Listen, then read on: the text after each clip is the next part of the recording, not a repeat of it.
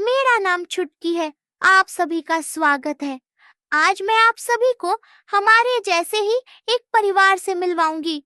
जिस तरह हमारे आपके परिवार में कई सदस्य एक साथ रहते हैं, वैसे ही एक परिवार वर्णमाला यानी अल्फाबेट का भी है, जहाँ स्वर, व्यंजन और अंग्रेजी के लेटर्स रहते हैं।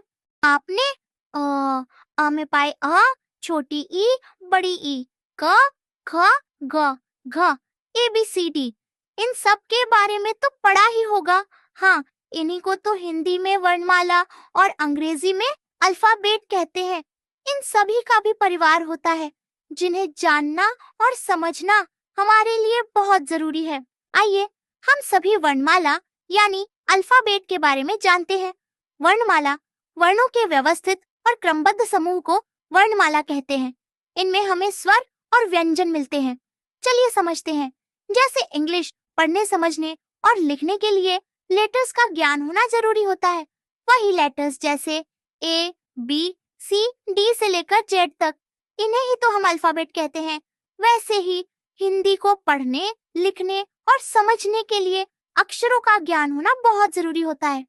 और बिना वर्णमाला के ज्ञान के हम हिंदी ना तो समझ सकते, ना पढ़ सकते, ना ही लिख सकते हैं। अच्छा, क्या आप कुछ वर्णमाला के उदाहरण दे सकते हैं? जी, वर्णमाला जैसे अ में पाई आ, छोटी ई, बड़ी ई, क, ख, ग, घ। ये वर्णमाला के उदाहरण हैं। बहुत बढ़िया। बच्चे, अब क्या तुम कुछ अल्फाबेट के एग्जाम्पल यानी उदाहरण दे सकते हो? जी, अल्फ़ाबेट यानी ए, बी, सी, डी से लेकर जेड तक, इन्हें ही तो हम अल्फ़ाबेट कहते हैं।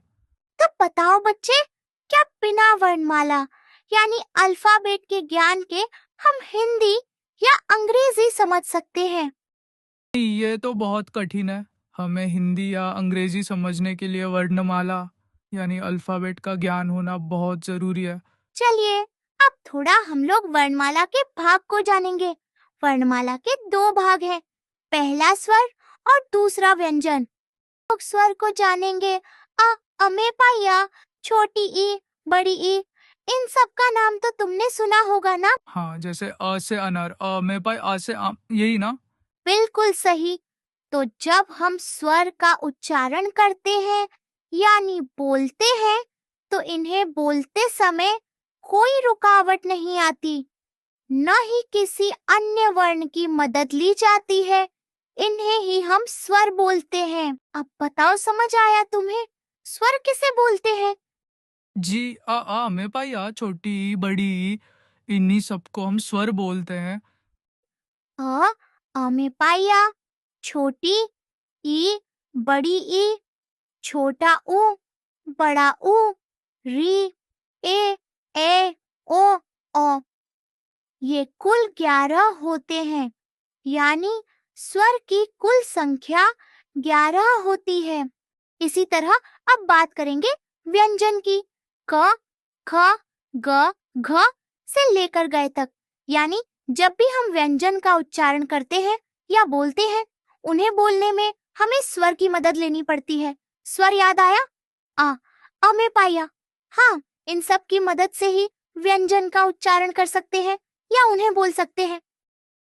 हाँ, व्यंजन जैसे क, ख, ग, घ, यानी क से गया तक, ये सभी व्यंजन है। आप लोगों ने पहले वर्णमाला के बारे में जाना, जिसे अंग्रेजी में अल्फाबेट कहते हैं, उसके बाद स्वर और फिर बाद में व्यंजन के बारे में जाना। बताइए, कैसा लगा आप सभी को? आप सभी को वर्णमाला यानी अल्फाबेट और फिर स्वर व्यंजन के बारे में जानकर कैसा लगा?